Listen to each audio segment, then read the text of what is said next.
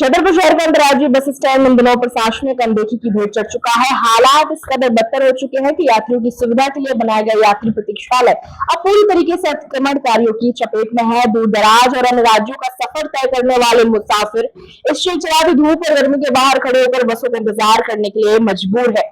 नियमानुसार यात्री प्रतीक्षालय का निर्माण इसीलिए किया जाता है कि राहगीर आराम से बैठकर अपने बस का इंतजार कर सके, मगर छतरपुर की बस स्टैंड क्रमांक 1 के आसपास इस कदर अतिक्रमण पैर पसार चुका है कि यात्रियों के लिए पैर रखने तक की जगह नहीं बची है। प्रतीक्षालय के भीतर छोटे छोटे दुकानदारों मनहारियों ने सामानों की दुकानें सजा रखी हैं।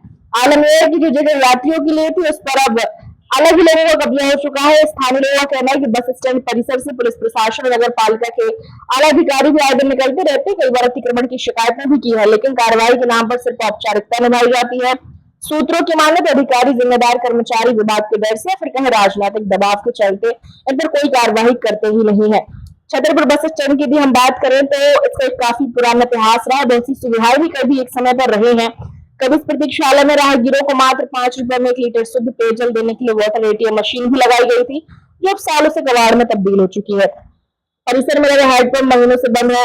वाटर कूलर की बात करें तो वो भी नहीं है। यात्री बूंद बूंद परेशानी के लिए तरस रहे हैं। यात्री बूंद बूंद पानी के लिए तरस रहे हैं और महंगे दामों पर बोतलें खरीदने को मजबूर है।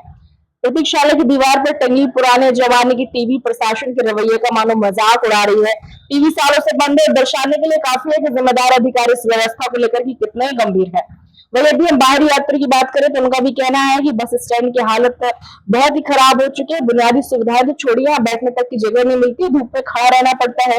अन्य राज्यों की यात्रियों के सामने छतरपुर की छवि को धूमिल करता हुआ अंतर्राज्यीय बस स्टैंड अब शायद पता नहीं किस चीज का इंतजार कर रहा है। अब देखना ये होगा कि इस खबर के प्रकाशित होने के बाद नगर पालिका के जिम्मेदार अधिकारी और पुलिस प्रशासन क्या कार्रवाई करता है, या फिर यात्रियों को इसी भरोसे राम भरोसे छोड़ दिया जाता है।